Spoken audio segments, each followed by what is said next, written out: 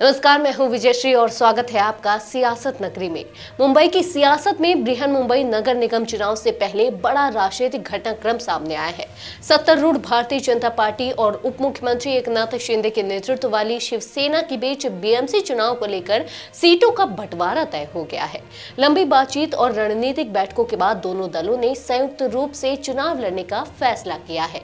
इस समझौते के तहत बीजेपी और शिवसेना मिलकर मुंबई के 227 में से अधिकांश सीटों पर अपने उम्मीदवार उतारेंगी।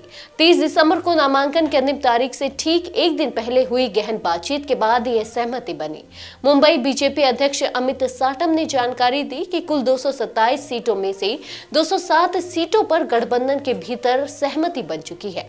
इनमें बीजेपी 128 सीटों पर और शिंदे गुट की शिवसेना 79 सीटों पर चुनाव लड़ेगी। शेष 20 सीटों को लेकर बातचीत अभी जारी है और उम्मीदवारों के चयन के बाद इन पर अंतिम फैसला लिया जाएगा।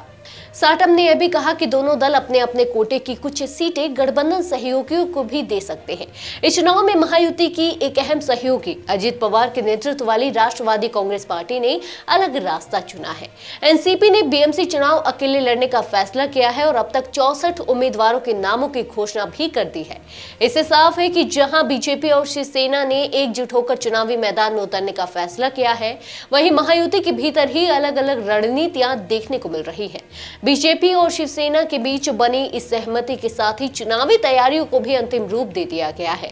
अमित साटम ने बताया कि संयुक्त बैठक में प्रचार के मुद्दे, चुनाव प्रबंधन और रणनीति पर विस्तार से चर्चा हुई है। मुख्यमंत्री देवेंद्र फडणवीस और दोनों उप मुख्यमंत्रियों की संयुक्त रैलियों के साथ साथ समन्वित प्रचार कार्यक्रम की रूपरेखा तय की जा चुकी है। गठबंधन का फोकस मुंबई को एक बेहतर और भ्रष्टाचार मुक्त नागरिक प्रशासन देने पर रहेगा।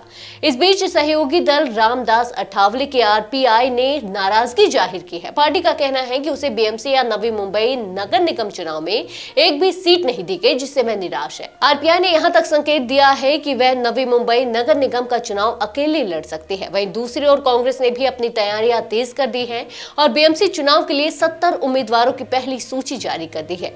2017 के बीएमसी चुनावों की याद दिलाते हुए बीजेपी नेताओं का कहना है कि उस चुनाव में पार्टी ने शिवसेना के गढ़ में मजबूत प्रदर्शन किया था। इस बार बीजेपी और शिवसेना एक साथ मैदान में है और दावा किया जा रहा है कि यह गठबंधन मुंबई की सत्ता में स्थिर और पारदर्शी प्रशासन देगा। बीएमसी चुनाव जैसे जैसे करीब आ रहे हैं, मुंबई की राजनीति में गठबंधन, नाराजगी और रणनीति का खेल और तेज होता जा रहा है। आज के लिए बस इतना ही। अगर आपके इलाके में कोई राजनीतिक लापरवाही, भ्रष्टाचार या जनहित से जुड़ी समस्या है तो आप चुप मत रहिए, अपनी शिकायत हमें भेजिए। सियासत नगरी आपकी आवाज को मंच देगा और जवाबदेही तय करेगा, क्योंकि अब हर सवाल होगा सीधा सत्ता से।